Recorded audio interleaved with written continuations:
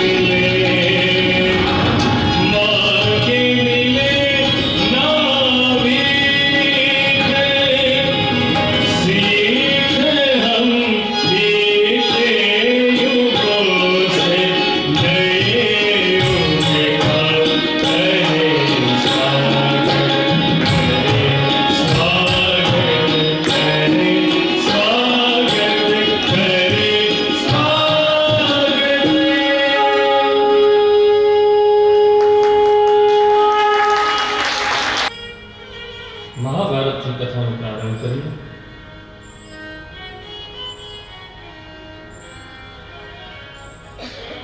યદા વૃદ્ધિકો રવસંજ્ઞાના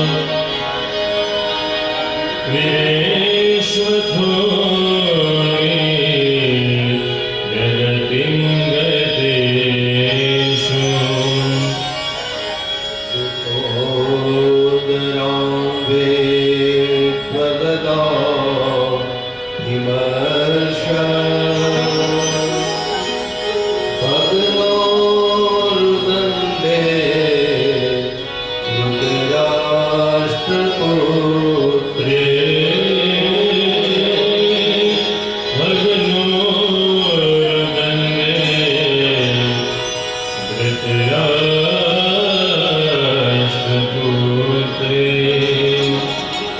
આખું મહાભારત મેઘ સારંગ રાગમાં છે.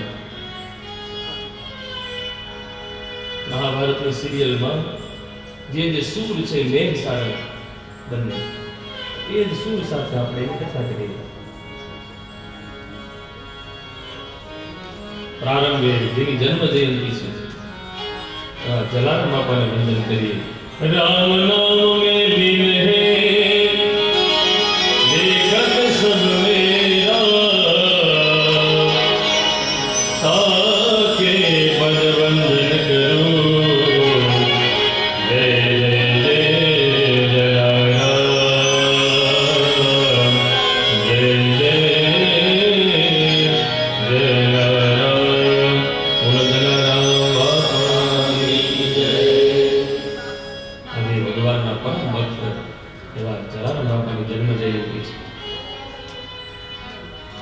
કથામાં પ્રસંગોપાત અનુચિત સમય પ્રમાણે એક પ્રસંગ લેશું. મહાભારતની કથા 17 પુરાણ અને અંતમાં વ્યાસજીએ મહાભારતની રચના કરી એટલે કથાના પ્રારંભે પણ મહાભારતથી જ શરૂઆત થઈ છે. જ્યાંથી વિરામ આપ્યો ત્યાંથી જ કથાનો પ્રારંભ. અંતિમ મહાભારત લખાણ પછી શ્રીમદ ભાગવત મહાપુરાણ. એ 18 દિવસના યુદ્ધનો છેલ્લો દિવસ. અનેક વીરો વીરગતિને પ્રાપ્ત થયા. ભીમસેનની ગદાના પ્રહારથી દુર્યોધનનો સાથળ જાંગ ભાગી ગઈ છે. જન્મ અને મરણની વચ્ચે ઝોલા ખાય છે,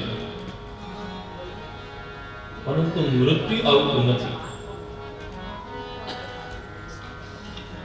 અને એ જ સમયે અશ્વત્થામાનું આગમન થયું. પરમ મિત્ર એવા અશ્વત્થામા આવ્યા છે. કહ્યું, ભાઈ તારી છેલ્લી ઈચ્છા શું છે? તને શાંતિ કેમ મળશે? કહે, 5 પાંડવો જ્યાં સુધી જીવતા હોય ત્યાં સુધી તો મને શાંતિ ન જ મળે.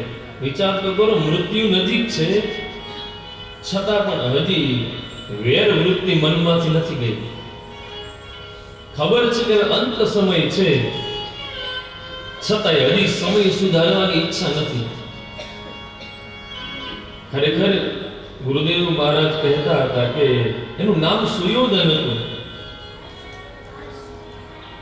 પરંતુ શકુની મામાની સંગત થઈ એટલે વિચારો પરિવર્તન થયા એટલે દુર્યોધન. કહે છે દુર્યોધન પરમ જ્ઞાની હતા,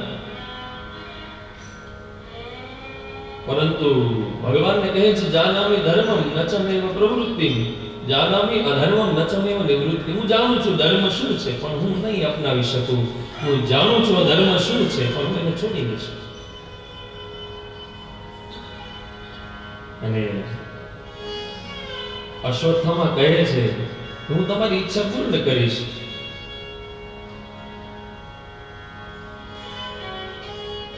રાત્રિના સમયે ભગવાન બધા પાંડવોને લઈ અને નીકળી ગયા છે.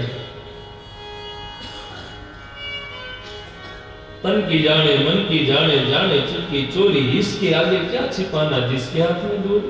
समर्थ भगवान जानता હતા બધું જ। પાંડવોને લઈ અને નીકળ્યા છે। છાવણીની અંદરમાં પાંડવ પુત્રોને સુવડાવ્યા છે। એ જ સમયે અશ્વત્થામા આવી અને પાંચે પાંડવોના પુત્રોની હત્યા કરી છે। મસ્તકો કાપી નાખ્યા છે તલવારથી। અને લઈને દુર્યોધનની પાસે આવ્યા। કહ્યું ભાઈ, પાંચે પાંડવોના મસ્તક કાપીને લાવ્યો છું। વિશ્વાસ નથી આવતો। નવ્વાણું ભાઈએ શ્વાસ પૂરા કર્યા। 18 અક્ષોહિણી સેના ખતમ થઈ ગઈ। એમાં 11 તો એની પોતાની।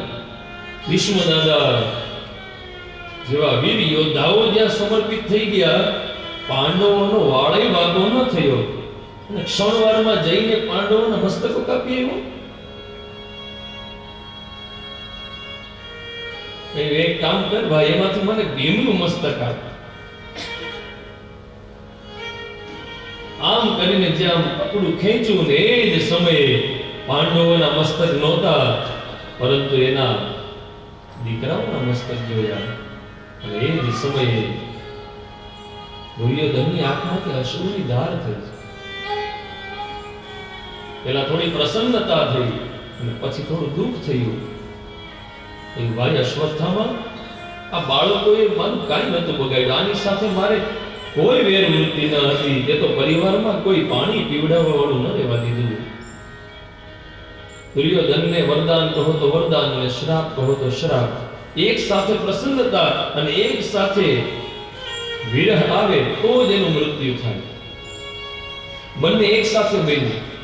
પેલા થોડી પ્રસન્નતા થઈ અને પછી થોડું દુઃખ થયું અને એ દુર્યોધન શાંત થયા છે।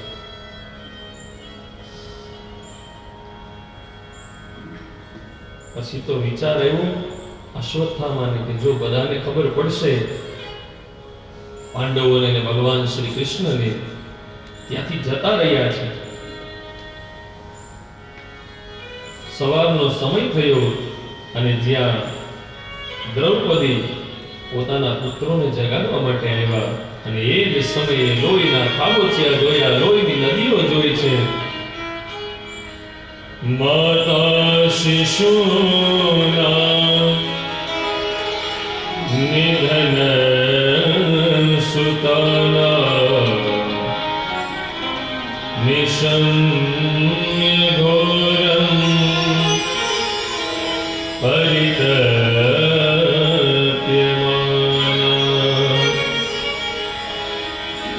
તદારુદન બાષ્પકલાકુલાક્ષી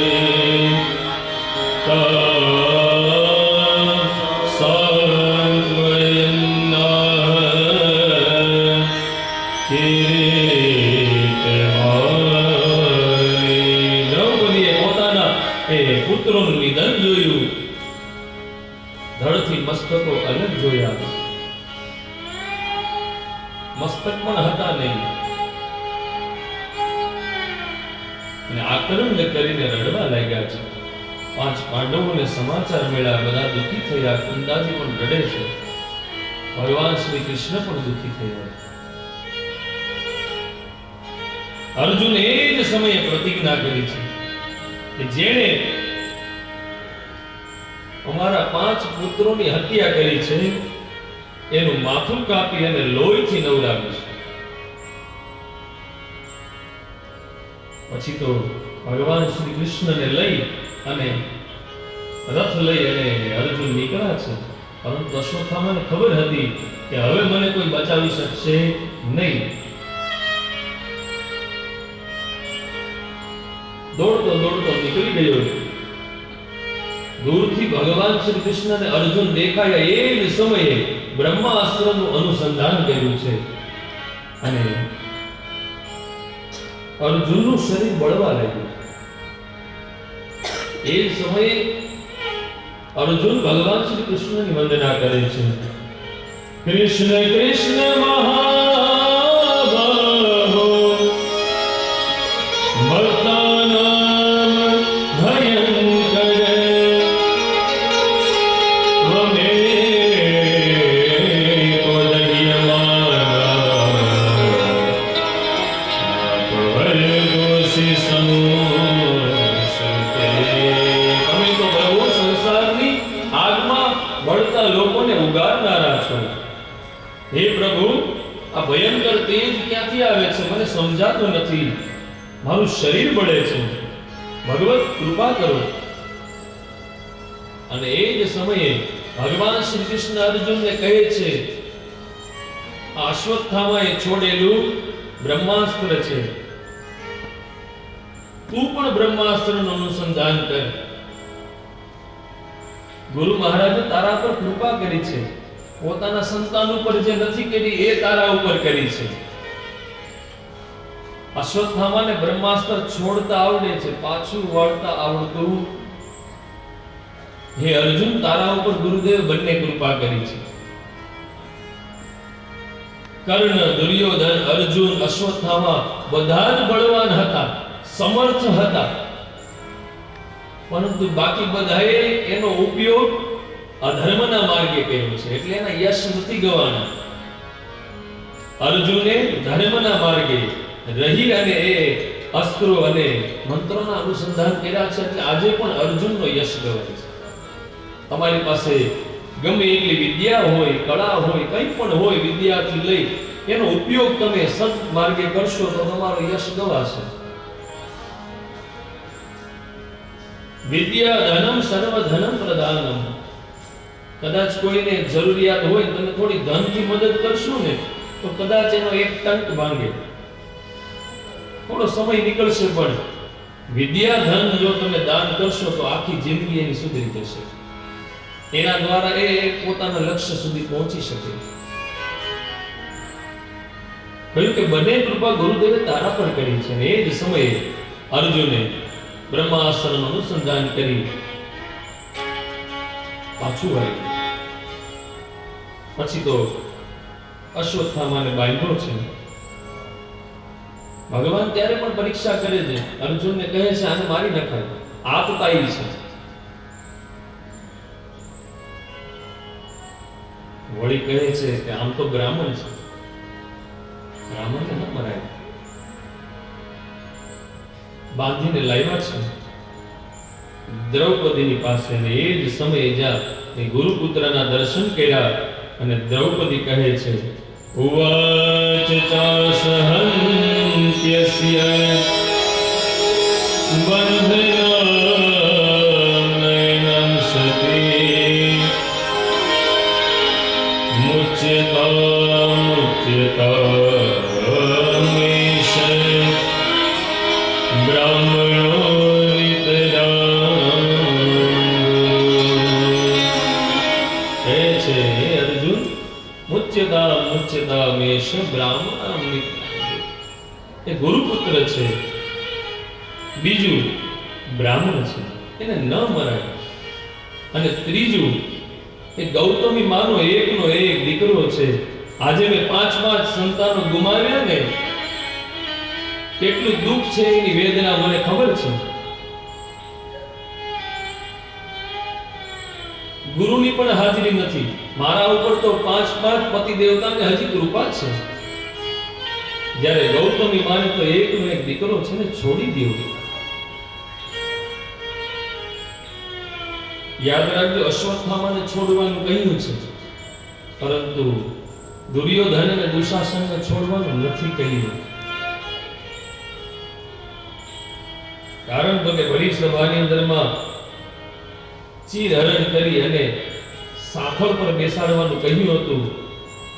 જ્યારે ભગવાન શ્રી કૃષ્ણ ગયા ને વિષ્ટિ કરવા, 5 ગામ આપી દે કહ્યું, ત્યારે દ્રૌપદીની ઈચ્છા ન હતી. એને કહ્યું કે 5 ગામ કદાચ એ ભીખમાં મળે, નથી જોતા, કદાચ અત્યારે નહીં તો મારા 5 સંતાનો મોટા થશે ને એને હું રણ સંગ્રામે યુદ્ધના માર્ગે લઈ જઈશ અને સૌ કૌરવોને ખતમ કરીશ, આ મારી ઈચ્છા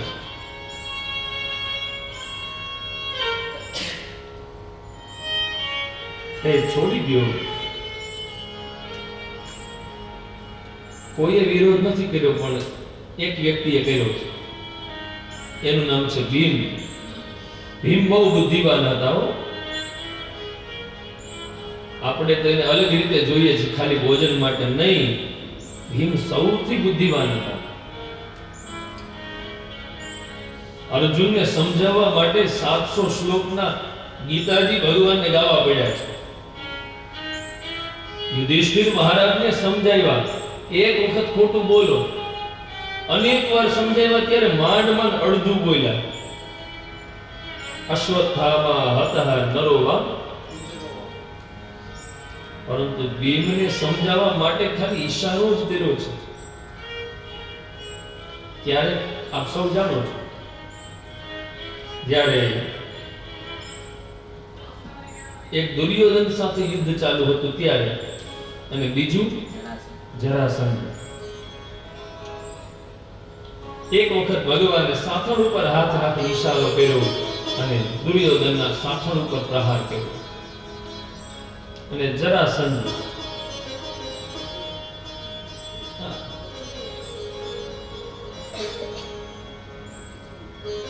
ભીમ સમજી ગયા છે. ભીમે જ લાક્ષાગૃહની આગમાંથી બધાને બચાવ્યા હતા.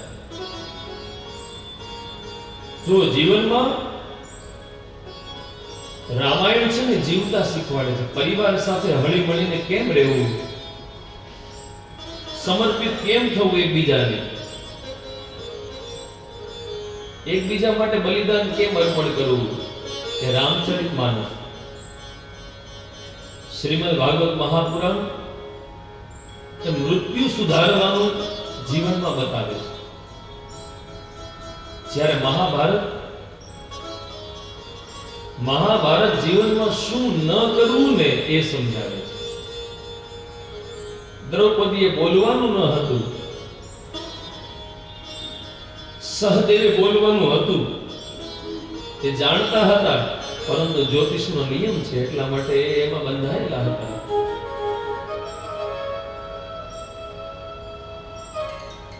ભીષ્મ દાદાએ ધૃતરાષ્ટ્ર યોગ્ય નિર્ણય કરવાનો હતો. થોડોક મહાભારતનો હમણાં અભ્યાસ કરું છું. ઘણું બધું જીવનમાં શું ન કરવું ને મહાભારત આપણને બતાવે છે. અને છતાં પણ આપણે તો બ્રહ્મ સમાજ છીએ એટલે બધા જ પુરાણોનું મહત્વ આપીએ, પણ અન્ય જગ્યાએ જાય તો ઘણા લોકો કે દાદા મહાભારત ઘરમાં ન રખાય. આવી આપણી માન્યતા છે. બોલે શું કામ? તો કે રાખવાથી ઘરમાં થાય. આવું આપણા કાને ઘણી વાર અવાજ આવ્યો હોય, તો જે નથી રાખતા એના ઘરે નથી થતું.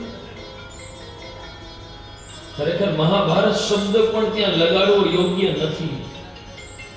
ઝઘડો આપણે કરીએ અને આવો શ્રેષ્ઠ ગ્રંથ જેના લેખન કરતા ગણેશજી, વ્યાસજી દ્વારા નિર્મિત, અને આપણે ઝઘડો કરીએ અને મહાભારત શબ્દ ત્યાં વાપરીએ. ખરેખર મહાભારત ઘરમાં રાખવાથી કઈ નથી થતું, મહાભારત મનમાં રાખવાથી. વેર વૃત્તિ મનમાં રાખો છો એટલે થાય. બાકી મહાભારતે આપણને શ્રેષ્ઠ ગ્રંથ ભગવદ ગીતા એ પણ આપણને અર્પણ કર્યા છે. બીજું ભગવાન શ્રી કૃષ્ણને પ્રિય નારાયણને એવો વિષ્ણુ સહસ્ત્ર એ પણ એમાંથી પ્રગટ થયું. ભીષ્મદાદાએ એનું મહત્વ સમજાવ્યું છે. વિચાર તો કરો, આજથી આ તો મહાભારત ગ્રંથની વાત છે. વર્ષો પહેલા જ્યારે મહાભારત સિરિયલ જ્યારે આપણા ઘરમાં ચાલુ કરતા ત્યારે એક ઓસરીમાં બેસી 4, 5 કે 7, 8 ભાઈઓ સાથે બેસી અને સિરિયલ જોતા હતા. આપ સૌને અનુભવ છે. તો એ આખી સિરિયલ પૂરી થયા પછી કોઈ નોખા થયા હતા? હે હા કે ના? તો કયો આવું આપણને ક્યાંય સમાચાર મળ્યા હતા? એ જોઈ અને પછી બધા નોખા થયા. ત્યારે મહાભારત જોતા હતા. ત્યારે બધાના મન એક હતા, અન્ન એક હતા, પરિવાર એક હતો. તો ત્યારે અસર ન થાય એની. આ તો વાંચવાની વાત છે. ત્યારે તો જોતા હતા બધાય, અનુભવ કરતા હતા, છતાંય કાંઈ નથી થયું. કારણ કે ત્યારે કોઈ મનમાં નહોતા રાખતા. આજે નાની નાની વાતો બહુ મોટી મનમાં રાખી લે છે, એટલે થાય છે. બાકી તો શ્રેષ્ઠ ગ્રંથ છે. ક્યારેક વાંચો તો ખરા, હૃદય પરિવર્તન થઈ જશે.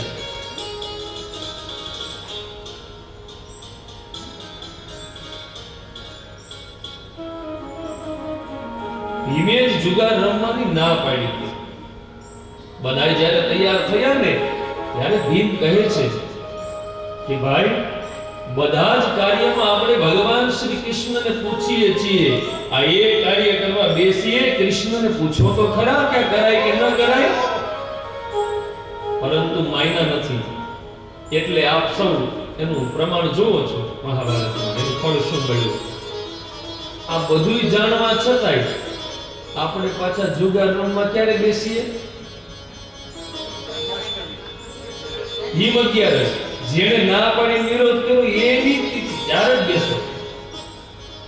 ભગવાન શ્રી કૃષ્ણએ ના પાડી છે તો કે એના જન્મ દિવસે જ બેસવાનું. ના પાડી એ પેલા કરવાનું.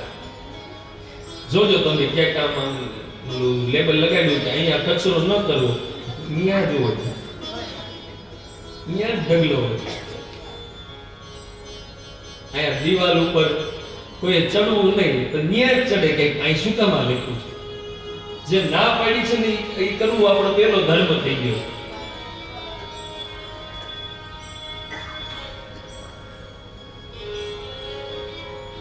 પછી તો અર્જુન કહે છે તો મારી પ્રતિજ્ઞાનું શું? ભીમ કહે છે આને અહીંયા લાવવાની જરૂર નહોતી, આ તો આતતાઈ કહેવાય, એને ત્યાં ને ત્યાં મારી નાખવાની જરૂર હતી. પરંતુ દ્રૌપદી ના પાડે છે. અર્જુન કહે મારી પ્રતિજ્ઞાનું શું? અને એ જ સમયે ભગવાન કહે છે વપનમ દ્રવિણાદાનમ સ્થાનાનિર્યાપણમ તથા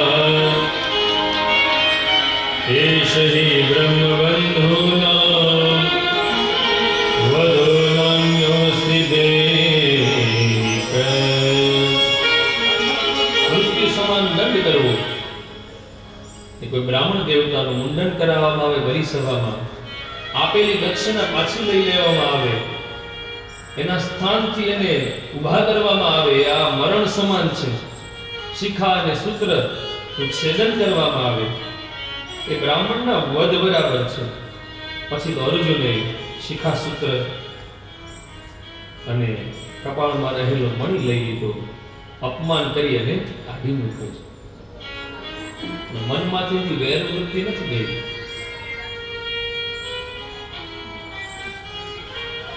આ બાજુ પાંડવ પુત્રો ની અંતિમ ક્રિયાઓ કરી છે. ગંગાજીના કિનારે ગયા, અંજલિ આપી અને ગંગાજીનો બધાએ સ્નાન કર્યું. યુદ્ધ પૂર્ણ થયું અને યુધિષ્ઠિર મહારાજને રાજ્ય સોંપી 3 અશ્વમેઘ યજ્ઞો કરાવ્યા છે. અને દ્વારકા તરફ જવા માટે જ્યાં રથમાં બેઠા અને એ જ સમયે અભિમન્યુના પત્ની એવા ઉત્તરા દોડતા દોડતા આવ્યા છે. પાહી પાહી મહાયોગી દેવ દેવ જગતપતે નાન્યં પરભયં પશ્યે યત્ર મૃત્યુ પરસ્પરં. હે કૃષ્ણ, હે દ્વારિકાધીશ, હે પ્રભુ, મારા ઉદરની રક્ષા કરો, મારા ગર્ભની રક્ષા કરો. એ જ સમયે ઉત્તરા ભગવાન શ્રી કૃષ્ણના શરણે ગયા છે. કારણ કે કુંતાજી રોજ ભગવાનનું સ્મરણ કરતા હતા. દ્રૌપદી પણ આ જોતા હતા અને ઉત્તરાએ પણ આ જોયું છે. એવું નિત્ય ભગવાન શ્રી કૃષ્ણનું સ્મરણ કર્યું અને હર ક્ષણે ભગવાન એની સાથે હતા. ભગવાને ઉત્તરાના ગર્ભમાં પ્રવેશ કરી અશ્વત્થામાએ બ્રહ્માસ્ત્ર છોડ્યું છે. કે પાંડવ કુળનું અંતિમ એ પુષ્પ છે ને,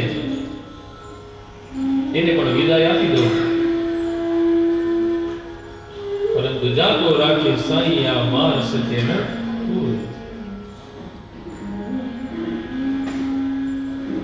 ભગવાન ગયા છે શ્વાસ દ્વારા ઉદરમાં પ્રવેશ કરી સુદર્શન ચક્ર અને ગદાથી બ્રહ્માસ્ત્ર શાંત કરી અને ગર્ભસ્થ શિશુની રક્ષા કરી છે. વિચાર તો કરો, ઉત્તરા કેટલા ભાગ્યવાન છે. આ વિશ્વની અંદરમાં સૌથી વધારે કોઈ ભાગ્યવાન હોય ને તો કદાચ મારી દ્રષ્ટિએ ઉત્તરા હશે. શું કામ ખબર છે? તો કે કોઈ સ્ત્રી ઉપર ભગવાન વધારે કૃપા કરે તો એના ઉદરથી ભક્ત જન્મે, એના ઉદરમાં ભક્ત આવે, અને કોઈ અનેક જન્મના પુણ્ય ભેગા કર્યા હોય તો એના ઉદરમાંથી ભગવાન પ્રગટે. પરંતુ ઉત્તરા એટલી ભાગ્યવાન છે કે એક ક્ષણ માટે એના ઉદરમાં ભક્ત પણ હતા અને એક ક્ષણ માટે ભગવાન પણ હતા. એટલે આ વિશ્વની સૌથી એ ભાગ્યવાન સ્ત્રી છે. ભગવાન શ્વાસ દ્વારા ઉદરમાં ગયા છે, લખ્યું છે ભાગવતમાં પ્રમાણ.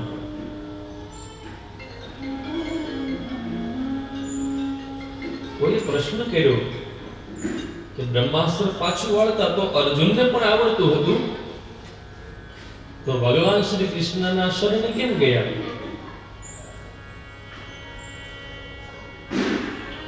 ઉત્તરાએ જવાબ આપ્યો છે, ઉંમરમાં સૌથી નાના છે પણ બુદ્ધિવાન કેટલા જોવો તો ખરા. કહ્યું, જ્યારે બ્રહ્માસ્ત્ર મારી પાછળ આવતું હતું ને ત્યારે મને એક દ્રશ્ય દેખાયું. કહ્યું કે મારા સાસુ દ્રૌપદી નું અપમાન કરી ભરી સભાની અંદરમાં જ્યારે ચીર હરણ થતું હતું ને ત્યારે આ પાંચેય પાંડવો હતા, કૃપાચાર્ય, દ્રોણાચાર્ય, ભીષ્મ દાદા, કર્ણ જેવા મહારથીઓ હતા. બધાની પાસે જઈ અને મારા સાસુએ બહુ આજીજી કરી. અંતમાં દાંતની અંદરમાં સાડીનો છેડો રાખી પોતાની રક્ષા કરવા માટે ખૂબ મહેનત કરી, પણ અંતમાં એમ થયું કે હવે મને કોઈ નહીં બચાવે. અને એક શબ્દ આર્તનાદ અંતરમાંથી નીકળ્યો, હે કૃષ્ણ. અને કૃષ્ણ શબ્દ જ્યાં પૂર્ણ ન થયો ને ત્યાં 9999 સાડીની મીત ચાલુ કરી દીધી. મને એમ થયું કે આ બધાયનું સ્મરણ કરું, અંતમાં કોઈ મારી મદદ ન આવે અને અંતમાં ભગવાન શ્રી કૃષ્ણની મદદ લેવી એના કરતા પહેલા એને પુકારી લઉં ને તો મારે કોઈના શરણે ન જવું પડે. એટલે મેં ભગવાન શ્રી કૃષ્ણને પુકાર્યા છે. જીવનમાં યાદ રાખવું, જ્યારે સંકટ વિકટ પરિસ્થિતિ અઘરી આવે ને ત્યારે બે હાથવાળા પાસે આજીજી કરવા ન જવું. અંતમાં તો 1000 હાથવાળા પાસે જવાનું જ છે. આપણો સ્વભાવ છે, બળ જ્યાં સુધી હોય ત્યાં સુધી આપણે આપણા શરીરથી બળ કરીએ, બહુ બુદ્ધિ દોડાવી લઈએ. એના સીમાડા આવી જાય ને પછી થોડી ઓળખાણોના સીમાડા ગોતીએ, પછી સ્નેહીજનોના, બધી જ બાજુથી થાકી જઈએ ને પછી છેલ્લું કામ શું કરીએ? હાથ જોડવાનું. ઈશ્વરના મંદિરે જઈ આપણે હાથ જોડવામાં બહુ વાર લગાડીએ છીએ, યાદ રાખજો. પણ ઈશ્વર દોડવામાં જરાય વાર લગાડતા નથી. એક ક્ષણમાં જો દ્રૌપદી માટે આવી જતા હોય, ગજેન્દ્ર માટે આવી જતા હોય તો આપણા માટે નહીં આવે? જેટલા હાથવાળાની મદદ માંગશો ને એટલા હાથે મદદ થશે. તો શું કામ બે હાથવાળાની મદદ માંગવી? હજારો નામ ને હજારો હાથ જેના છે એની મદદ લઈ લ્યો ને. બે હાથવાળાનો તો કદાચ જાકરો મળશે પણ અહીંયા નહીં મળે. ભગવાને રક્ષા કરી છે. કુંતાજી રોજ વંદન કરતા હતા. પછી તો ફરી દ્વારકા જવા માટે નીકળવાની તૈયારી કરીને એ જ સમયે કુંતાજી આવ્યા છે. એના ફૈબાના ભાઈના દીકરા હતા એટલે ફૈબા કહેતા હતા ભગવાન શ્રી કૃષ્ણ. પરંતુ આજે 26 શ્લોકની અંદરમાં કુંતાજી ભગવાનની સ્તુતિ કરે છે. કૃષ્ણાય વાસુદેવાય દેવકી નંદનાય છે નંદ ગોપ કુમારાય ગોવિંદાય નમો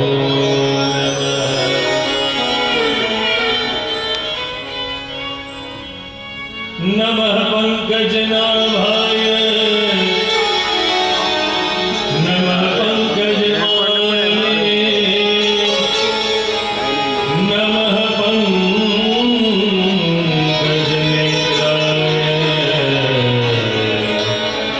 નમસ્તે પંકજાનને. હે પ્રભુ, હે દેવકી અને વસુદેવના લાડલા, હું તમને વંદન કરું છું. પ્રભુ શબ્દ વાપર્યો છે. કહે છે આજ સુધી મને એમ હતું કે તમે મારા ભાઈના દીકરા છો, પરંતુ ક્ષણે ક્ષણે તમે મારા સંતાનોની રક્ષા કરી છે. આપ સ્વયં ભગવાન છો. કુંતાજી પણ જ્ઞાની જ હતા, એટલે તો રોજ ભગવાનનું સ્મરણ કરતા હતા. હે પ્રભુ, અનેક વાર મૃત્યુમાંથી ઉગાર્યા, ભીમસેનને ઝેર અર્પણ કર્યું ત્યારે ઉગાર્યા, લાક્ષાગૃહની એ આગમાંથી રક્ષા કરી, બ્રહ્માસ્ત્રથી રક્ષા કરી, અનેક ક્ષણે તમે અમારા બધાની રક્ષા કરી છે.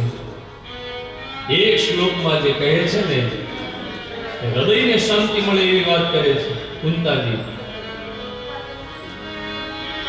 યથા ઋષિકેશ ખલેન દેવકી કંસેન રુદ્ધાતિ ચિરં સુચારિતા વિમોચિતા ચ સહાત્મજ વિભો ત્વયૈવ નાથેન મુહુર્વિપર્યગણાत्. હે પ્રભુ, હું તો તમારા માતા દેવકી કરતા પણ ભાગ્યવાન છું. શું કામ?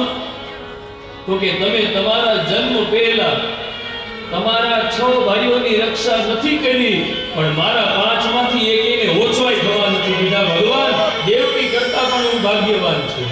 તમે તમારા ભાઈઓની રક્ષા નથી કરી, પણ મારા દીકરાઓની રક્ષા કરી છે. એ હાથ જોડી અને સ્તુતિ વંદના કરી ભગવાન કહે છે કે ફઈબા કંઈક માગી લ્યો. કહ્યું કે હવે કંઈ માંગવાની ઈચ્છા જ નથી, પણ છતાંય ભગવાન અતિ આગ્રહ કરે છે. આ વિશ્વની અંદરમાં કોઈ માં પોતાના સંતાનો માટે ન માગે ને એ માંગ્યું છે. વિપદ સંતુ ન શશ્વત તત્ર તત્ર જગદ્ગુરુ ભવતો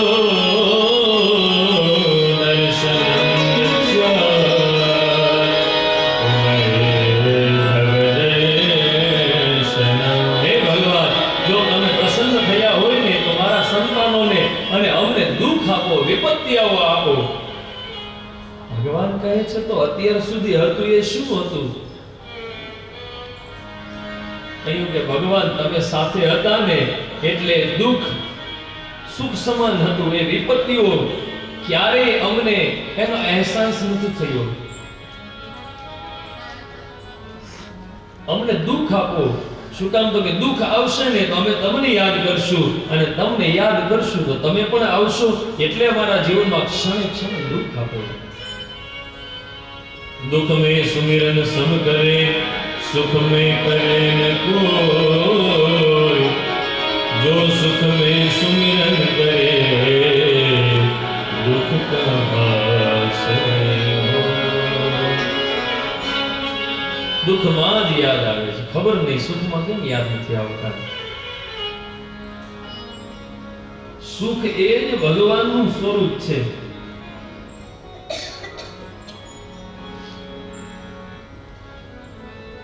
ઘણી બધી વાર ગાતા હોઈએ છીએ, આજે કથાઓ ઘણી બધી લેવાની છે, છતાંય આ લોકો પાછા મને મજબૂર જ કરી દે છે.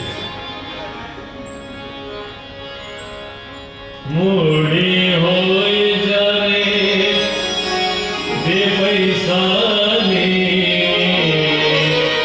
મૂડી હોય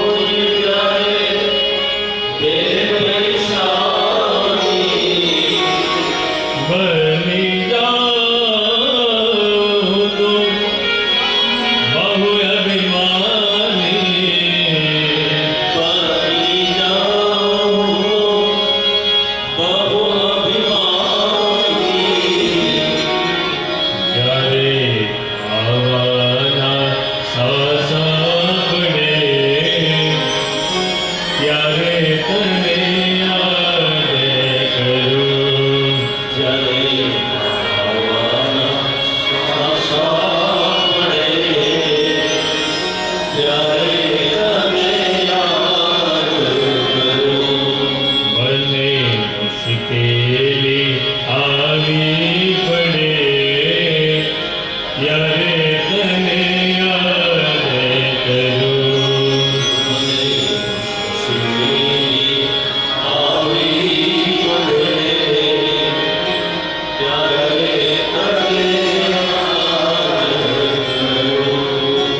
સુખમાં હું વિસરું તને, દુઃખમાં હું યાદ કરું.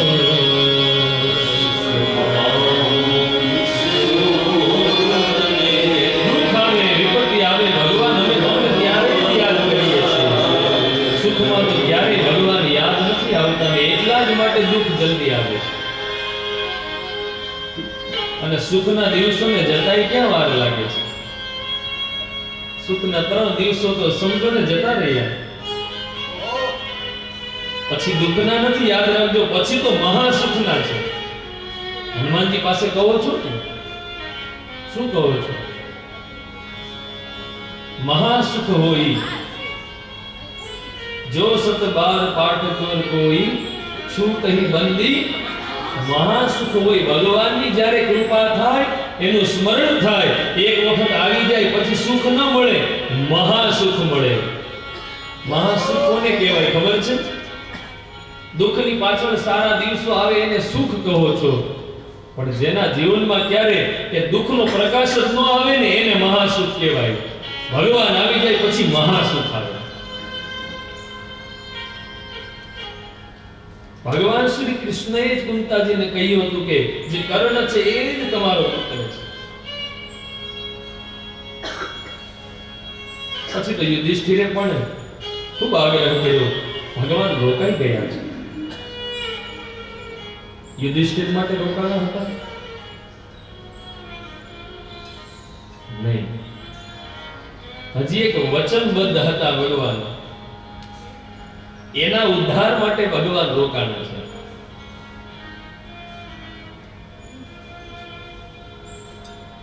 કોના માટે? ભીષ્મ દાદા માટે. હવે યુધિષ્ઠિરને મોહ થયો. આખું યુદ્ધ વિરામ થઈ ગયું પછી 11 અક્ષોહિણી સેના કૌરવની, 7 પાંડવોની, અનેક સંતાનો પિતા વિહીન થયા,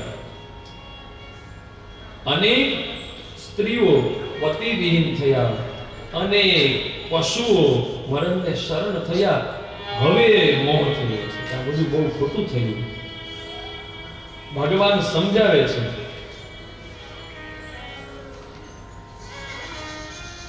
પણ મોહ છૂટતો નથી.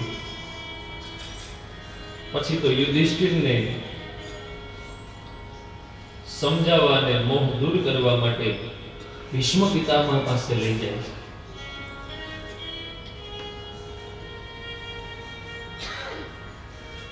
જ્યાં ખબર પડી બધાને ઉત્તરાયણનો સમય નજીક આવ્યો છે, ભગવાન શ્રી કૃષ્ણ પાંડવોને લઈ ભીષ્મ દાદા પાસે ગયા છે, એ જ સમયે અનેક રાજર્ષિઓ, બ્રહ્મર્ષિઓ બધા ત્યાં પધાર્યા છે.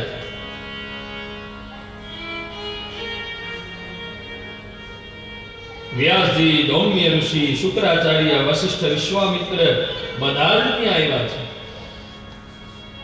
કારણ કે આ મૃત્યુ નહોતું, આ તો પરમ મંગલ મૃત્યુ હતું.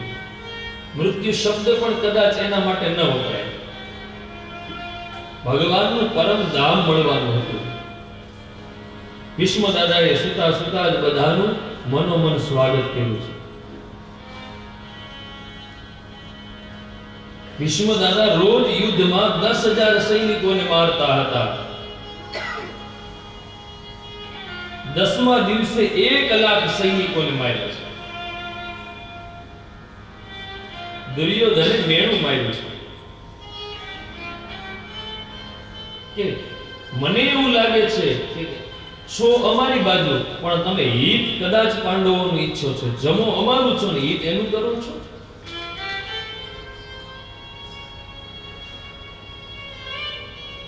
અને એટલા જ માટે પ્રતિજ્ઞા કરી હતી કે કાલે કદાચ હું નહીં અને અર્જુન નહીં.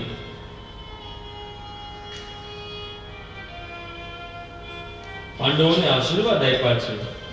ભીષ્મ દાદા કહે છે કે આ સુધી તમારે ખૂબ દુઃખો ભોગવવા પડ્યા છે, પરંતુ હવે શોક તજી અને પ્રજાનું રક્ષણ કરજો. યુધિષ્ઠિરને પણ સમજાવ્યા છે, પરંતુ એની આંખો છે ને એ કોઈને શોધતી હતી. અને એ જ સમયે ભગવાન પોતાની દ્રષ્ટિની સામે આવ્યા છે. મનોમન ભગવાનની પ્રાર્થના કરે છે, સદેવ દેવો ભગવાન દીક્ષતા કલેવરમ વદિદમ વિનોમ્યહમ પ્રસન્નહાસા ऋणलोचनोल्लसे मुखाबुजोध्यानपथश्चतुर्भुज. અને એ જ સમયે ભગવાન શ્રી કૃષ્ણ સામે આવ્યા અને મન હૃદય પ્રસન્ન થયું છે. મનોમન વંદન કર્યા છે ભીષ્મ દાદાએ. ભગવાનને કહે છે કે આવ્યા છો તો મારા અંત સમય સુધી રહેજો ભગવાન.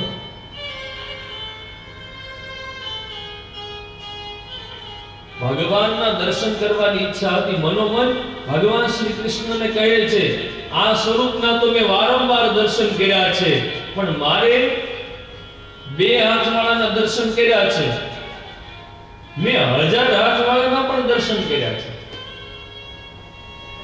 અર્જુનને જ્યારે વિશ્વરૂપના દર્શન કરાવ્યા, એ દર્શન ભીષ્મ દાદાને પણ થયા હતા, પરંતુ મારે મૂળ સ્વરૂપના દર્શન કરવા છે. આમાં કહ્યું છે પતઃ ચતુર્ભુજ, એ મારે 4 હાથવાળાના દર્શન કરવા છે.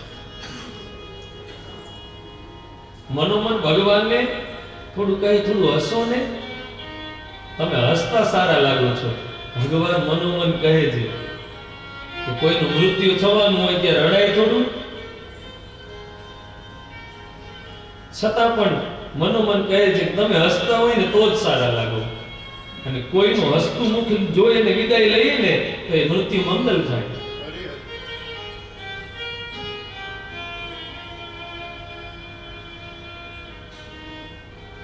એની ઈચ્છા પૂર્ણ કરવા માટે એ ભગવાન સ્વયં નારાયણ ચતુર્ભુજ એને એકલે દર્શન થાય એવું સ્વરૂપ પ્રગટ કરે છે. કહે છે કે 6 માસ સુધી મારા વેદનાઓ કેમ ભોગવવી પડી છે બાણશૈયાની અંદર.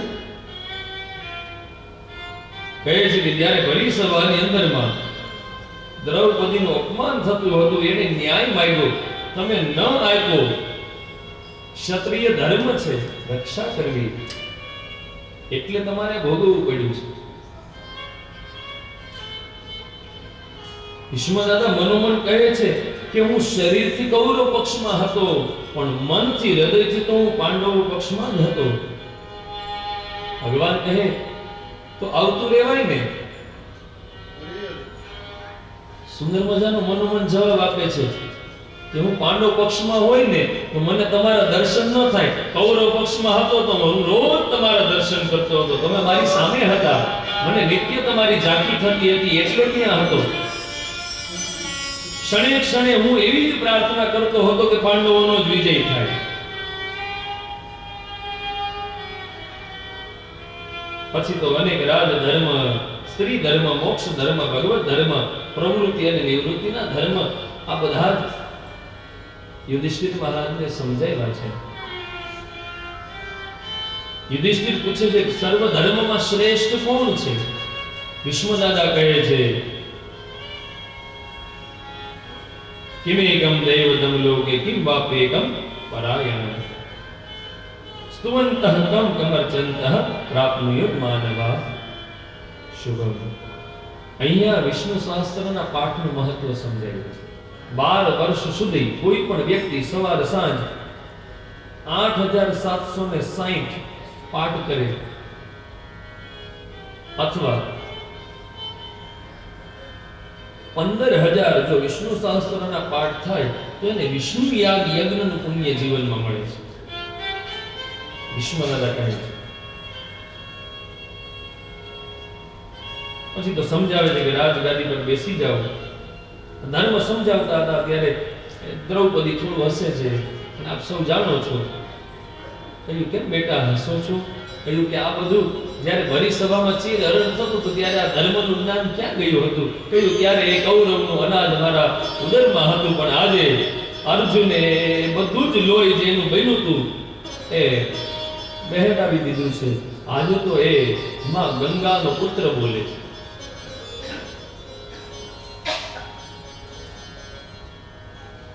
અને ઉત્તરાયણનો સમય નજીક જોયો,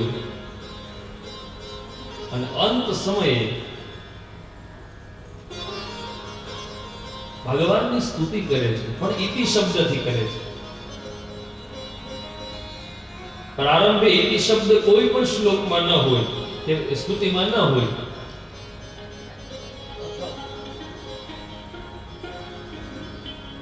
ઇતિ શબ્દ ત્યારે જ વપરાય જ્યારે વિરામ હોય.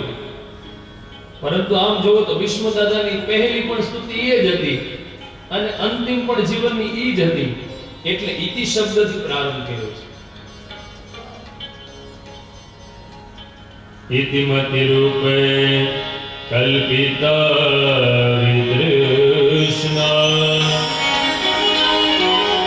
ભગવતી સત્વત પુંગવે વિભૂમિ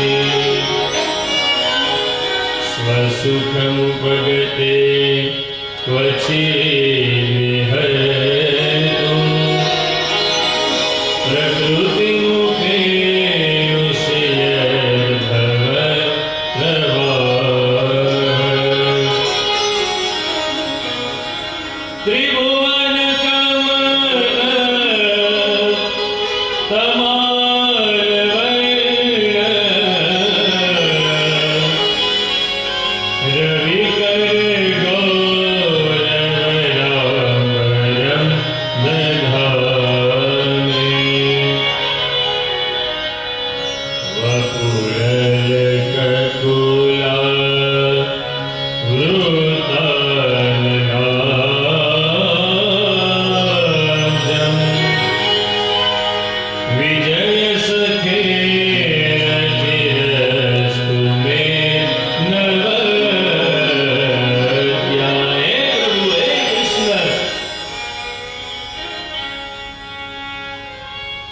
અંત સમય સુધી મારી મતિરૂપી કન્યાને મેં કોઈ સાથે પરણાવી નથી, પરંતુ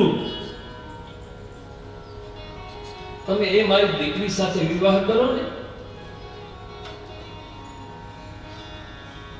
લગ્ન ન તો થયા તો કન્યા, કહ્યું મારી બુદ્ધિ રૂપી કન્યા.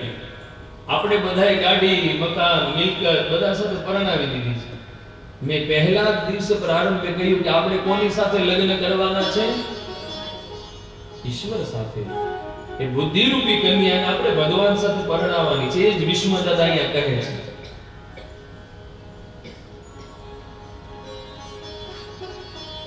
કહે છે કે મારી એ મતિરૂપી કન્યાનું પાણી ગ્રહણ કરશો. ભગવાન કહે છે કે એને હું ગમું છું કે નહીં એ તો પહેલા પૂછી લો. કહે કે તમારા સમાન આ વિશ્વની અંદરમાં ત્રિભુવન કમનમ તમાલ વર્ણમ, કોઈ ગુણવાન નથી, કોઈ રૂપાળું નથી, કોઈ સુંદર નથી. આપ તો જીવ માત્રનું, પ્રાણી માત્રનું કલ્યાણ કરનારા છો. કોઈ દીકરીનું દાન કરે ત્યારે રૂપ જોઈને નથી કરતા વડીલો, એના ગુણ અને સ્વભાવ જોઈને કરે છે. એ તો હવે થોડો સમય પરિવર્તન થયો એટલે બીજું ઘણું બધું જોવામાં આવે છે. હવે રૂપ ને સંપત્તિને પ્રાધાન્ય થઈ ગયું છે. સ્વભાવ ગમે એવો હોય કઈ વાંધો નહીં, પણ દરવાજાની બહાર ઓડી મર્સિડીઝ હોવી જોઈએ, આવું જ છે ને અત્યારે. નહીં, સ્વભાવ સારો હશે ને તો એનું જીવન સુંદર જશે. કહ્યું તમારા દીકરીને હું ગમું છું કે નહીં? કહ્યું હા. જ્યારે એ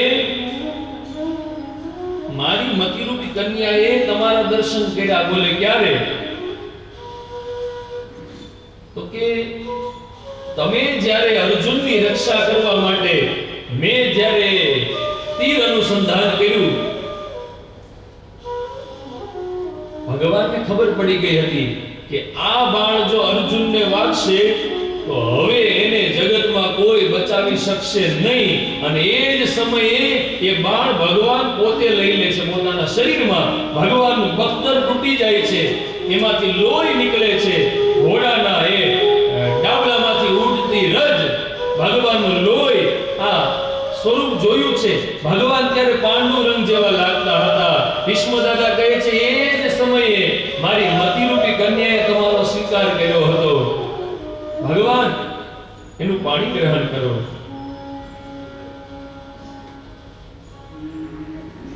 ભગવાને પ્રતિજ્ઞા કરી હતી કે હું આ યુદ્ધ દરમિયાન કોઈ અસ્ત્ર શસ્ત્ર નહીં ઉપાડું. અને ભીષ્મ દાદાએ પ્રતિજ્ઞા લીધી કે હું ઉઠાવડાવ્યા વગર રહીશ નહીં. એક પછી એક બાણોનો વરસાદ કરતા હતા ને પછી તો ભગવાન રથમાંથી ઉતરી અને રથનું પૈડું લઈ અને જ્યાં ભીષ્મ દાદા તરફ ફેંકવા જાય ને એ જ સમયે ધનુષ્યને છોડી અને ભીષ્મ દાદાએ હાથ જોડ્યા છે. તમે તો કહેતા હતા ને કે હું અસ્ત્ર શસ્ત્ર નહીં ઉપાડું. ભગવાન કહે છે કે આને થોડું અસ્ત્ર શસ્ત્ર કહેવાય. ભીષ્મ દાદા કહે કે રણ મેદાનની અંદરમાં યુદ્ધ કરવાના સમયે એક સામાન્ય પથ્થર પણ જો તમે ઉંચકો ને તો એ અસ્ત્ર શસ્ત્ર સમાન છે. અને ભગવાન હસવા લાગે છે અને આજે એની સ્મૃતિ કરે છે ભીષ્મ દાદા. સ્વનિગમમ પહ યમ પ્રતિજ્ઞા રતમધિકરેતુ મવપ્લુતો રથસ્થઃ ગૃધરથ ચરણો વ્યયાચલદ્ગો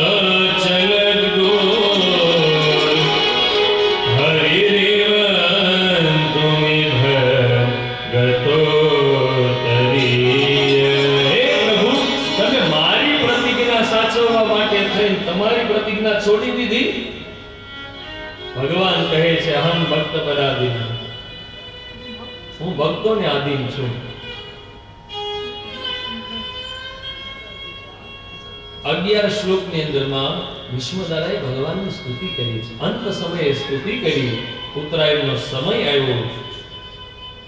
ભીષ્મ દાદાના હૃદયમાંથી એક તેજ પુંજ નીકળી અને ભગવાનના હૃદય કમળમાં સમાઈ ગયું છે. પુષ્પવૃષ્ટિ થઈ અને આજે મૃત્યુ મંગલ થયું છે. યાદ રાખજો, ભગવાનની સ્તુતિ વંદના જ ખાલી કરી છે. આજીવન માટે ભીષ્મ દાદા ક્યારેય ગોકુળ, મથુરા, વૃંદાવન ગયા નથી, પણ એની એવી ભક્તિ હતી ને અંત સમયે ભગવાનને આવવું પડ્યું છે. આ ભક્તિ ભગવાનની છે. કદાચ તમે મળવા જઈ શકો કે ન જઈ શકો, તમારી ભક્તિ એવી હોવી જોઈએ ભગવાન તમને મળવા આવે. આ ભીષ્મ દાદાની ભક્તિ હતી. માગ્યું પણ શું? અંત સમય સુધી ભગવાન રહેજો. આપણે અંત સમય આવે એમ લાગે કે હવે વડીલોને જવાનો સમય થયો છે એટલે પહેલું જ કહીએ હે દાદાને ભાવતું હોય કંઈક બનાવજો, લાપસી ભાવતી હોય તો ઈ ખવડાવી દેજો, કંઈક ગમતું હોય તો ઈ કરાવજો. કોઈને એમ થયું કે એના હાથે કંઈક થોડા સત્કર્મના દાન કરાવી લઉં, ગાયોના દાન કરાવું, કંઈક દ્રવ્ય યજ્ઞ કરાવી લઉં. નહીં, એને ખાવા પીવાનું તરત. બધાને ખ્યાલ જ છે. જો માગવું હોય ને તો ખરેખર ભીષ્મ દાદાએ માગ્યું.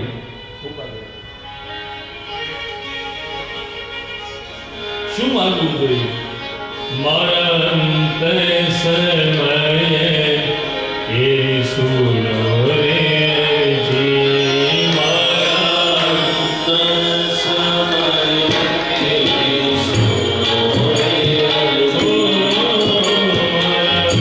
અંત સમયે એ સુનો રે જી.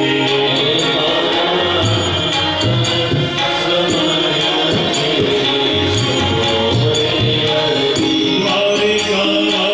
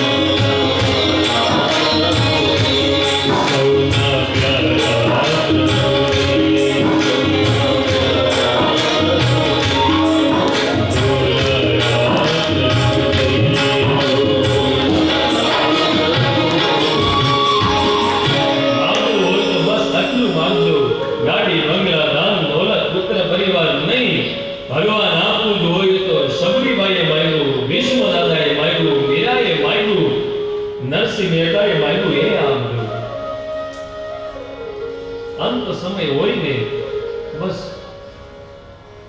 સામાન્ય વસ્તુઓ, ભૌતિક વસ્તુઓ તો બહુ નાના મનવાળો માગે, મોટા મનવાળો તો ભગવાનને માગે. કારણ કે ભગવાન શ્રી કૃષ્ણ કેવા હતા? દશમ સ્કંદના 5મા અધ્યાયના પહેલા શ્લોકમાં લખ્યું છે, આહુય વિપ્રાન વેદ જ્ઞાન સ્નાત શુચિ અલંકૃત. પણ ભગવાન કેવા હતા? નંદસ બાદમધ્ય ઉત્પન્ને જાતા લાદો મહામના. ભગવાન મોટા મનવાળા હતા. મોટા મનથી મુક્તિ પણ આપી જ દે.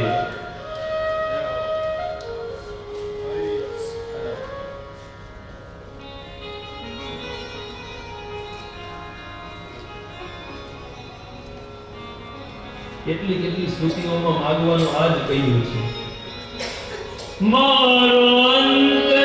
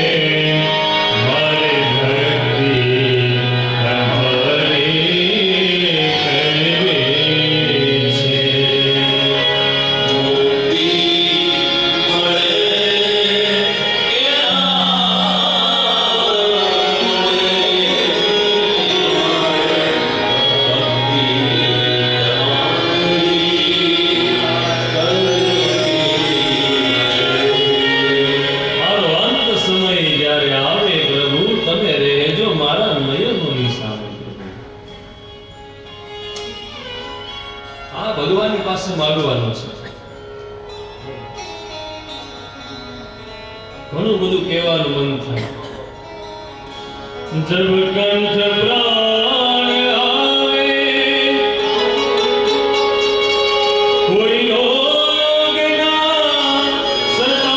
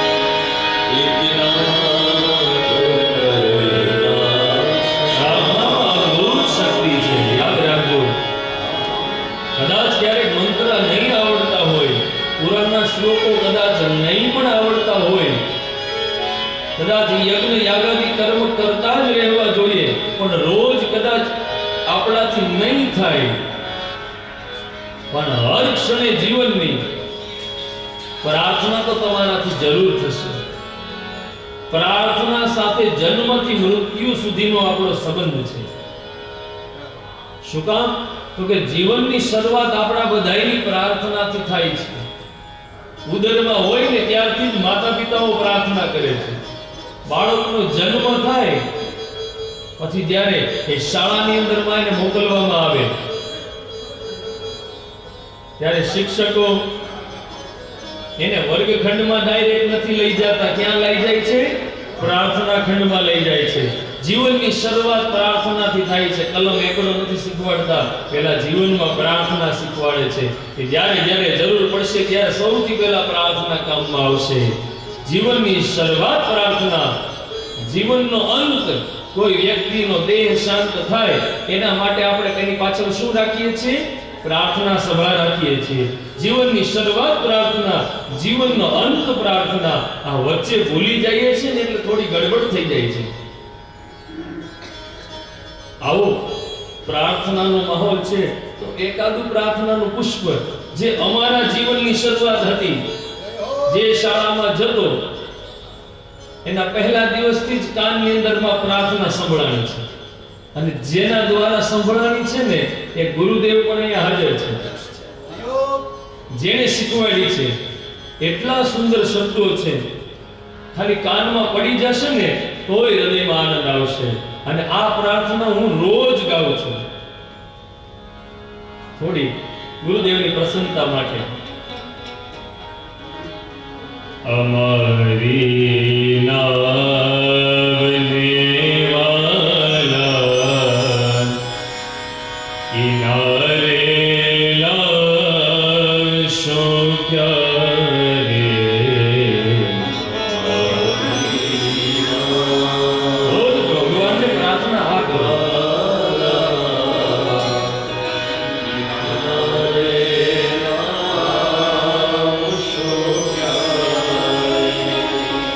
દયા સાગર કહેવાઓ છો,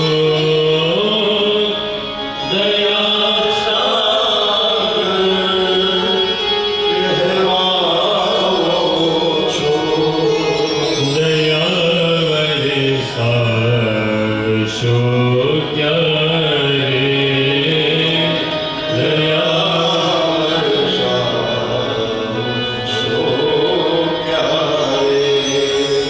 મુંજાયો જીવે માયામાં,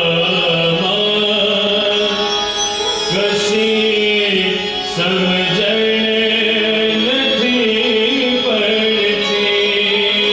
મુંજાયો જીવ માયામાં, કશી સમજણ નથી પડતી. બુઝાવે આગ આ દિલની, જગ્યાએ નથી જડતી. બુઝાવે આગ આ દિલની, જગ્યાએ નથી જડતી. અમારો હાથ જાલીને પ્રભુ ગાઈશો ક્યારે, અમારો હાથ જાલીને પ્રભુ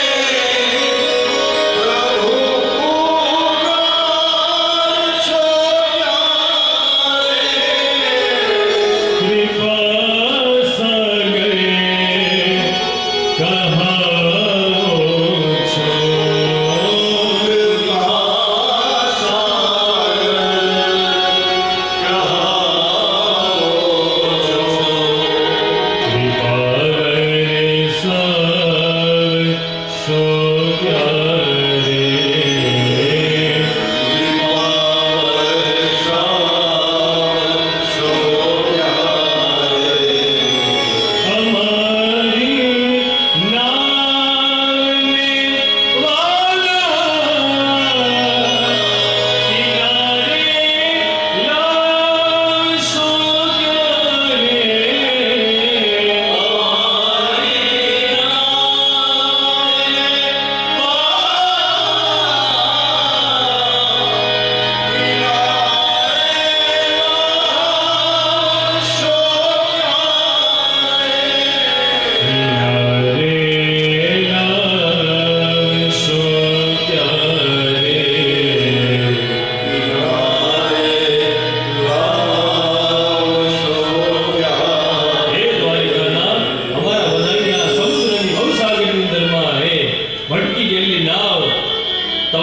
વિચારે તમારી કૃપાથી હવે કિનારે ક્યારે આવશો.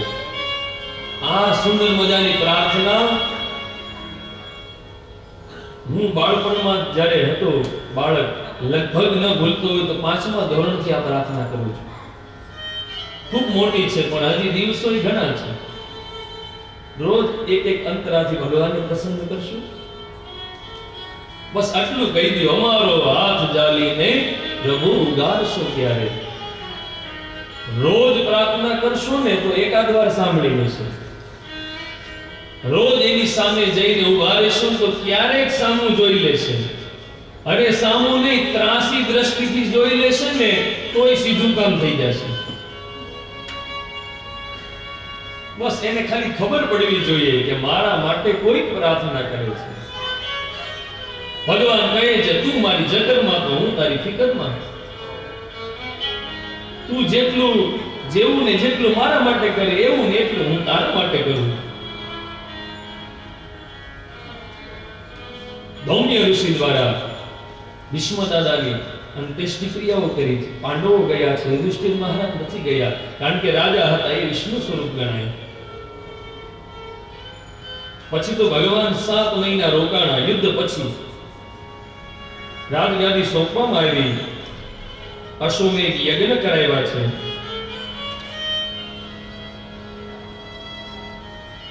ભગવાન શ્રી કૃષ્ણ હસ્તિનાપુરથી દ્વારકા ગયા છે.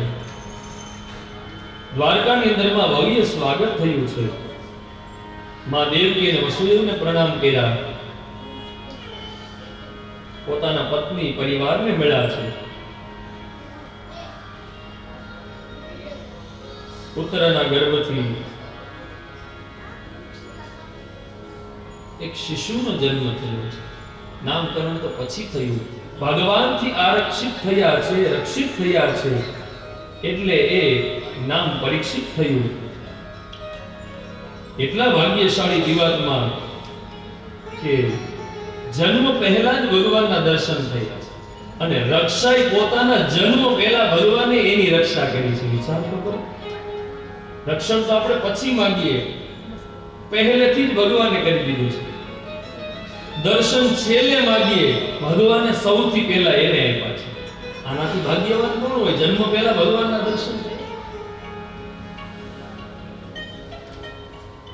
સુત પુરાણી કહે છે હવે અમને એ કથા સંભળાવો. શૌનકાદી મુનિ કહે છે સુતજીને કે જે ઉત્તરા દ્વારા જે બાળકનો જન્મ થયો એ કથા અમને સમજાવો વિસ્તારથી. કહે છે પછી તો કૃપાચાર્ય અને બ્રાહ્મણોને બોલાવી જાતકર્મ સંસ્કાર કર્યા. પૂર્વ વંશમાં વિષ્ણુ ભગવાને કૃપા કરી છે એટલે એક નામ થશે વિષ્ણુરાજ.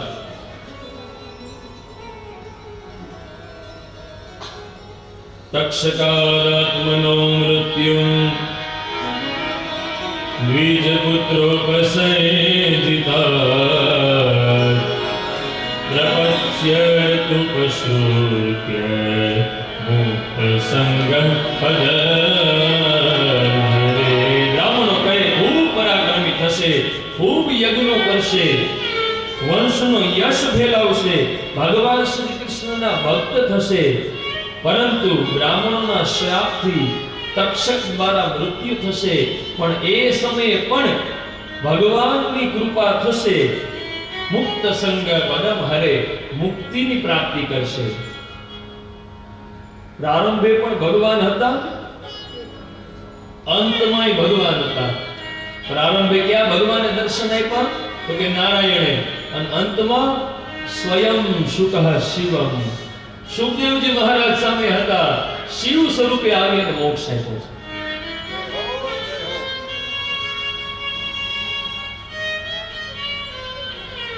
પછી તો વિદુરજીના ઉપદેશથી ધૃતરાષ્ટ્ર અને ગાંધારીએ વનગમન કર્યું છે.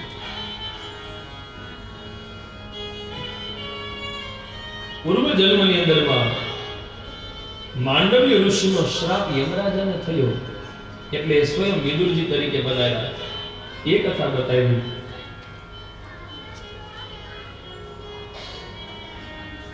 ખૂબ સમજાવે છે. 36 વર્ષ વિદુરજી યાત્રામાં ગયા છે. દુર્યોધન દ્વારા અપમાન થયું. કદાચ ભગવાનની ઈચ્છા આ જ હશે એમ સમજી નીકળી ગયા છે. પાછા આવી ધૃતરાષ્ટ્ર ગાંધારી આ બધાને ઉપદેશ આપે છે કે જેનું ખરાબ કર્યું, જેને જે રાખ્યું, જેને મારવાની માટે જેને પ્રયાસો કર્યા, એના જ આંગણે તમે ભોજન કરો છો. થોડું ભજન કરો. શતમ વિહાય ભોક્તવ્યમ શાસ્ત્ર સ્નાનો આચરે લક્ષ્ય વિહાય દાતવ્યમ કોટિમ ત્યક્ત્વા હરિમ ભજે. 100 કામ પડતા મૂકીને પહેલા નાસ્તો કરી લેવાનો. સવારનો સમય છે એટલે ભોજન કરવું. 1000 કામ છોડીને સ્નાન કરવું. લાખો કામ છોડી દાન કરવું અને કરોડો કામ છોડીને ભગવાનનું ભજન કરી લેવું, ભગવાનના નામ લઈ લેવા. ઈશ્વરને સમય આપશો ને તો ઈશ્વર તમને સમય આપશે, તમારોય સમય આપશે. તમને સમય આપશે ને તમારો પણ સમય આપશે.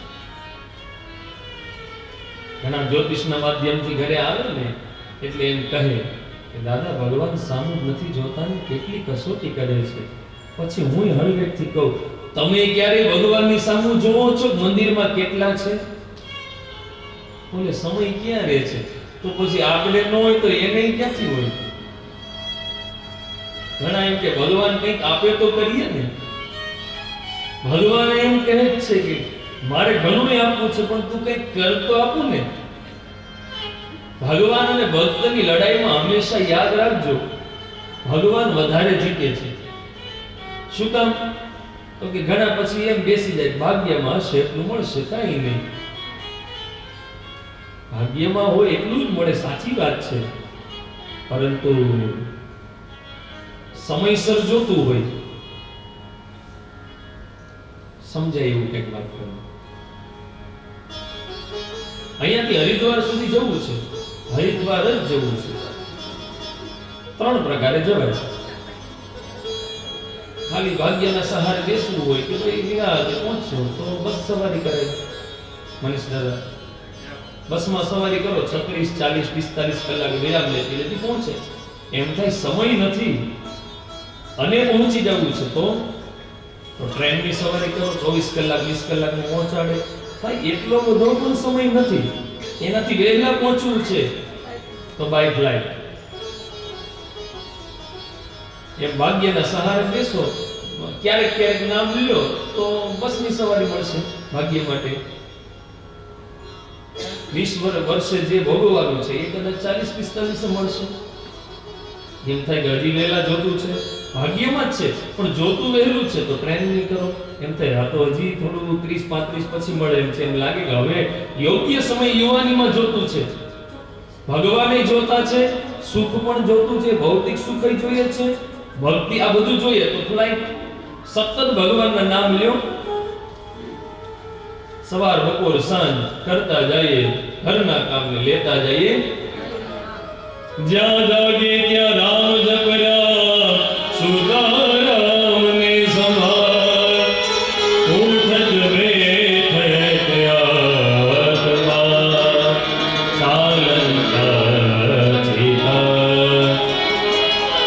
ઉઠતા બેઠતા સુતા હાલતા ચાલતા રામ શ્યામ કૃષ્ણ રામાપીર જેની તમારી આસ્થા હોય ભગવતી, હજારો નામમાંથી તમને જે પ્રિય હોય એ લ્યો તો એ પ્રમાણે મળશે જલ્દી.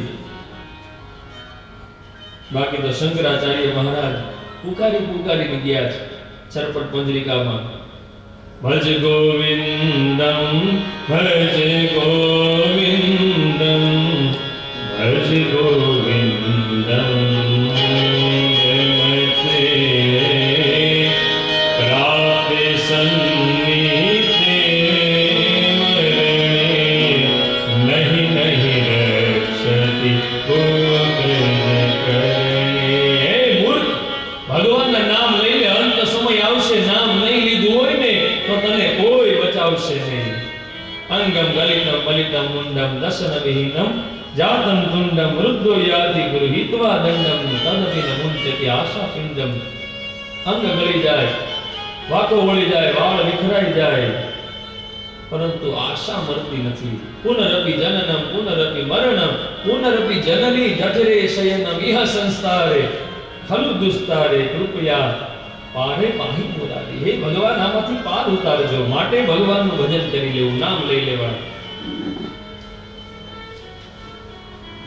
પછી તો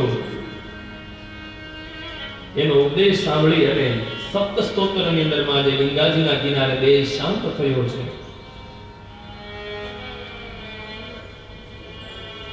7 મહિના થયા. ભગવાન શ્રી કૃષ્ણ પણ ગયા અને અર્જુનને પણ કુશળ સમાચાર માટે દ્વારકા મોકલ્યો હતો, પણ આવવાના કઈ સમાચાર ન હતા. અને એ દરમિયાન યુધિષ્ઠિર મહારાજને થોડા અપશુકનો થયા છે, ભયંકર ઉત્પાતો થયા, ઋતુ ધર્મમાં ફેરફાર થયો છે, ભગવાનની આંખમાંથી અશ્રુની ધારા જોઈ છે, અસત્ય બધી જગ્યાએ થવા લાગ્યું છે, કપટ વૃત્તિ થઈ છે, ઘણું બધું જોયું. અને એ જ સમયે હજી તો અર્જુનને યાદ કરે છે, ભીમને વાત કરે છે કે ઘણો બધો સમય વીતી ગયો પણ અર્જુનના કઈ સમાચાર નથી. અને એ જ સમયે નિસ્તેજ થઈ અને અર્જુન આવ્યો છે. ભાઈ યુધિષ્ઠિરના ચરણમાં બેસીને રડવા લાગે છે. ભગવાનના સ્વધામ ગમનના સમાચાર આપે છે. કહે છે કે 16,000 સ્ત્રીઓને લઈને ત્યાં આવતો હતો. રસ્તામાં કામાઓએ મને લૂંટી લીધો. કહે છે તો તારી પાસે ગાંડિયું નહોતું? જેના એક રણકાર માત્રથી ત્રણેય લોકની અંદરમાં ધ્રુજારી થતી હતી. ભાઈ ખબર નહીં, એ ગાંડિયું ધનુષ્યની પણછ પણ મારાથી ચડતી ન હતી, મારાથી ધનુષ્ય પણ ઉચકાતું ન હતું. કદાચ જે શક્તિ હતી એ આપણા દ્વારકાવાળાની હતી, એના સ્વધામની સાથે શક્તિઓ પણ જતી રહી અને એ બધાએ મને લૂંટી લીધો. સમય સમય બલવાન હે નહીં પુરુષ બલવાન, કામે અર્જુન ને લૂટ્યો યહી ધનુષ વેવાન. સમય બળવાન હોય છે, માણસ ક્યારેય ન હોય. જ્યાં કુંતાજીને સમાચાર મળ્યા ભગવાનના સ્વધામ ગમનના, એ જ સમયે દેહ શાંત થયો છે. પછી તો યુધિષ્ઠિર મહારાજ અને એની સાથે 5 પાંડવો, 4 ભાઈઓ, 5મા દ્રૌપદી, બધા હિમાલયની અંદરમાં સ્વર્ગ પ્રતિગમન કરવાનો એ નિર્ણય લીધો છે. જે સમયને ઓળખી જાય કે હવે વિદાય લઈ લેવી જોઈએ, રાજગાદી સોંપી પરીક્ષિતને. અને જે માર્ગે નિવારણના માર્ગે, નિર્વાણના માર્ગે સુખદેવજી અને શંકરાચાર્ય ગયા, એ જ માર્ગે ગયા છે. એક પછી એક દ્રૌપદી, સહદેવ, નકુલ, અર્જુન અને ભીમના દેહ શાંત થયા.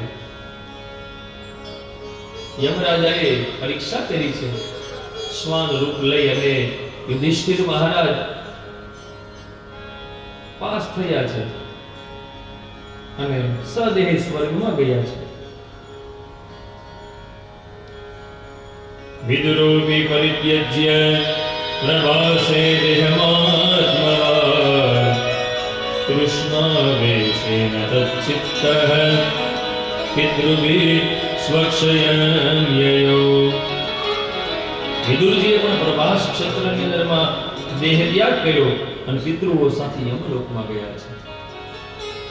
કારણ કે સ્વયં અહીંયા સમજણ ફેર ન થાય કે ભગવાનની ભક્તિ કરી તો યમલોકમાં ગયા થાય ને.